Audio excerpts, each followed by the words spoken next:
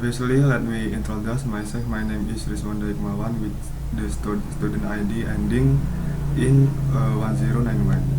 In accordance with the assessment given in the English for teaching course to get a video on economics topics, I have chosen to discuss the subject of inflation. Inflation is a condition where the price of goods and services generally and continuously increase over a certain period of time. Inflation reflects the decline in the purchasing power of money, meaning that the sum amount of money can no longer buy the same quantity of goods and services as before.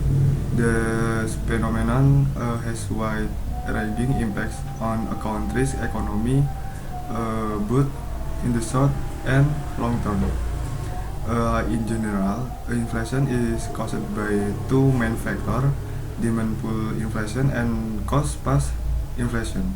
Demand pull inflation occurs when aggregate demand and in the economic recess significantly surpassing production capacity. A classic example of this situation is when the government increase spending or when society experience rapid income growth, leading to high level of consumption.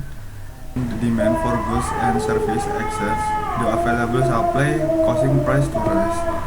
Meanwhile, cost push inflation is caused by an increase in production costs, which are then passed on to consumers in the form of higher selling price. Rising production costs can be due to many factors, such as an increase in the price of raw materials, higher labor wages, or a weakening exchange rate that makes import more expensive. When economic agents expect price to rise in the future, they may increase price or demand higher wages in advance, which ultimately contributes to inflation. Inflation is usually measured by the Consumer Price Index (CPI), which tracks the average change in price of basket of goods and services consumed by a household. When the CPI show an increase, it indicates the inflation is occurring. In Indonesia, this measurement is conducted by the Central Bureau of Statistics (BPS), and the results serve as one of the main reference for economic policy making by the government and Bank Indonesia. Inflation has complex effect on the economy at moderate levels. Inflation can be a sign that the economy is growing. However, if inflation becomes excessive and unbearable, it can damage economic and social stability. High inflation can reduce the purchasing power of the public, especially for those with fixed incomes such as retirees or workers whose wages do not adjust regularly. In such conditions, social inequality might increase as low-income groups become more burdened. Moreover, inflation creates economic uncertainty. Investors and business actors will find it difficult to plan long-term business activities due to unstable price.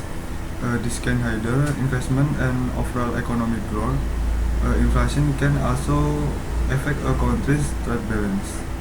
When domestic price rise, local products become less competitive in international markets, which can cause trade deficits. To control inflation, government and central bank use various monetary and fiscal policy instruments.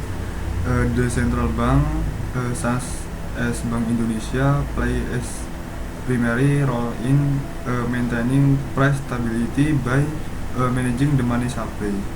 One of the most common tools used is interest rates by raising the benchmark interest rate. The central bank aims to reduce consumption and investment, thereby easing pressure on aggregate demand. On the other hand, fiscal policies by the government, such as reducing state spending or increasing tax, can also help curb inflation. However, controlling inflation is not an easy task, especially in the context of globalization and economic openness, where domestic price and heavily influenced by global conditions such as energy price, food price, or geopolitical turmoil. Therefore, inflation control requires close coordination between monetary authorities, fiscal policymakers, and other stakeholders, including business and the general public.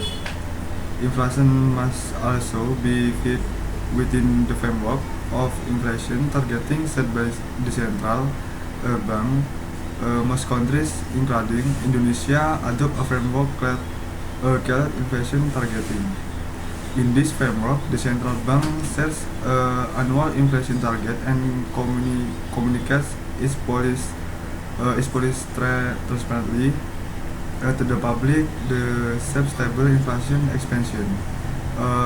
Policy transparency and credibility are crucial so that the public and market participants believe inflation will remain under control, preventing the from taking economic action that call towards inflation. In conclusion, inflation is a crucial economic phenomenon that must be understood and managed carefully. While inflation is a natural part of economic dynamics, excessive inflation can lead to serious problems. Therefore, appropriate well-measured policies support by accurate data are essential to keep inflation at healthy level that support sustainable economic growth. That consolidates my explanation on the topic of inflation. I sincerely apologize for any mistake or shortcomings in my presentation, and I would like to thank you for your attention and understanding. Assalamualaikum warahmatullahi wabarakatuh.